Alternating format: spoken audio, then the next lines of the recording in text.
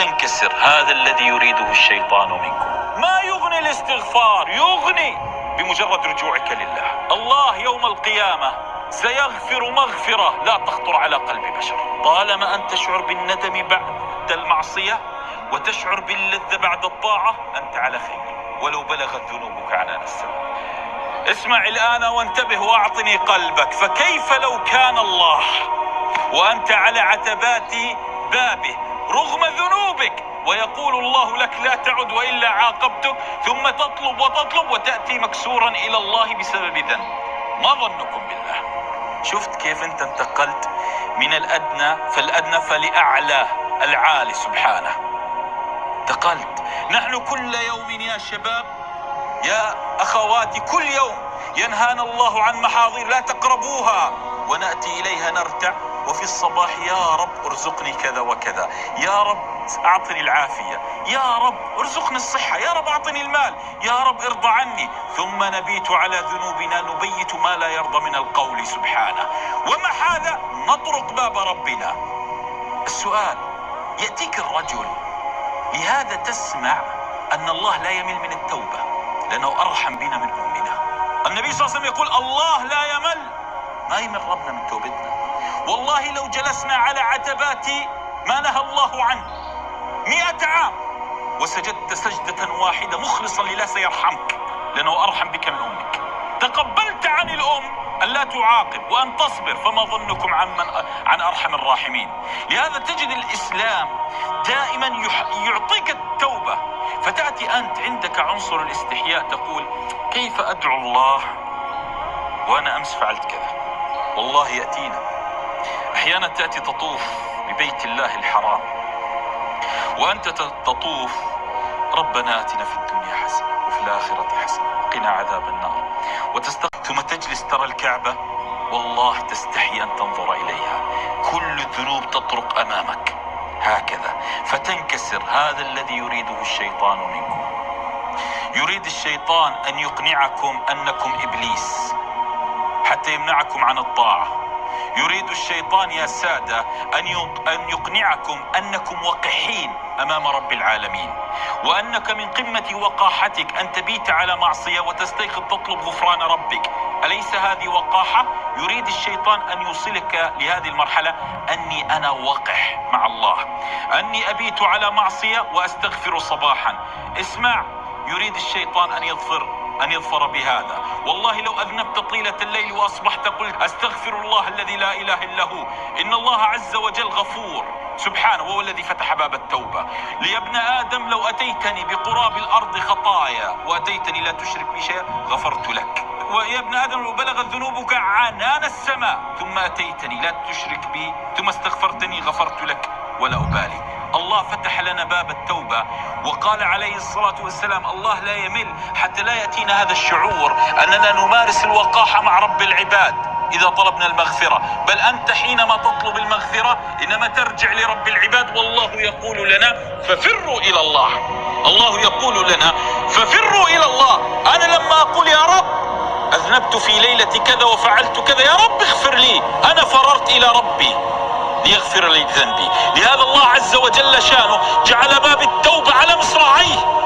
متى شئت تستطيع أن تطرق الباب، متى شئت تستطيع أن تقول يا رب أنا أذنبت، حتى لا يأتي لك شعور ذاك الشيطان الذي يقول ألا تستحي من ربك. لأني استحييت من الله طرقت باب الله، لأني استحييت من الله رجوت مغفرة الله، لأني استحييت من الله جئت وقلت يا رب اغفر لي.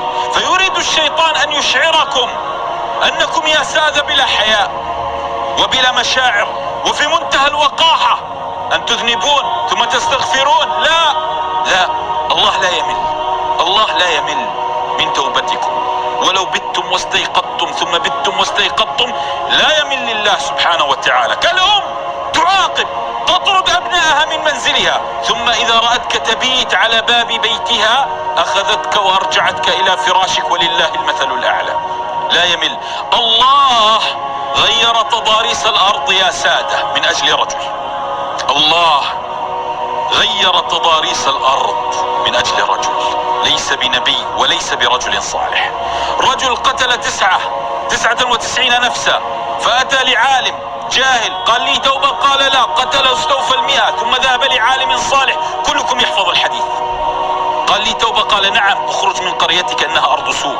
خرج مات على الطريق، ملائكة العذاب وملائكة الرحمة تنازعوا به الى الجنة ام الى النار، يأبى الله الا ان يأمر القرية السيئة فابتعدت.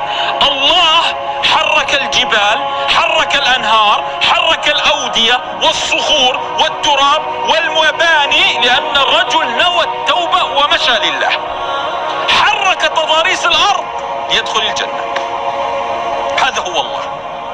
لم يسجد لله سجدة ولم يقل كلمة، إنما ذهب للقرية الصالح ليتعلم الدين، ليتوب لرب العالمين. لكن الله عز وجل لأنه جاء إليه ففروا إلى الله، قام بتحريك الأرض لأجله. هذا هو الله.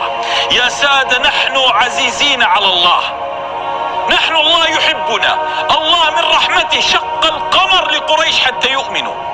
قمر كوكب نحن دائما نقرأها، اقتربت الساعة وانشق القمر، دائما نقرأ الآية. لكن ألم تتخيل أن الله يشق قمر إلى نصفين حتى تؤمن قريش؟ رحمة بهم شق الله جرما سماويا لأمة تعبد الأصنام، رحمة بهم حتى يؤمنوا. فرعون أنا ربكم الأعلى، الله 9 آيات بعث له حتى يؤمن، رحمة به. عيسى عليه السلام لا أحد يحيي الموتى إلا الله، ولكن عيسى أمره الله أن يحيي الموتى بإذنه حتى يؤمنوا، رحمة بهم.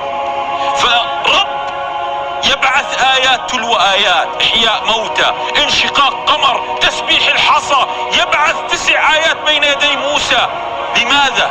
وليس بحاجتنا، شئنا آمنا أم كفرنا ليس بحاجتنا، الله غني عنا. يا أيها الناس أنتم الفقراء إلى الله، نحن فقراء، نحن فقراء، لكن الله رحمة بنا حتى نؤمن، حتى نأتي إليه ثم يرحمنا ويتغمدنا برحمته. لهذا إياكم أن يستدرجكم الشيطان، إياكم وإن ذكركم بذنوبكم وأنكم تذنبون فتستيقظون فتستغفرون. وماذا يغني الاستغفار أمام ذنوبنا التي بلغت عنان السماء وبلغت كجبال تهامة؟ ما يغني الاستغفار؟ يغني بمجرد رجوعك لله، بمجرد أن تقول يا رب يا رب. الله يوم القيامة سيغفر مغفرة، الله يوم القيامة سيغفر مغفرة لا تخطر على قلب بشر. هذا هو الله. فإياك أن يدخل عليك الشيطان من هذا الباب. يا سيدي خذها واحفظها واسمعها مني، وضعها في عقلك ووجدانك، وعلقها حتى في صميم عقلك. طالما أنت تشعر بالندم بعد المعصية، طالما أنت تشعر بالندم بعد المعصية وتشعر باللذة بعد الطاعة، أنت على خير ولو بلغت ذنوبك عنان السماء. طالما أنت تحب صوت المساجد وصوت القراءة وتحب أن تسجد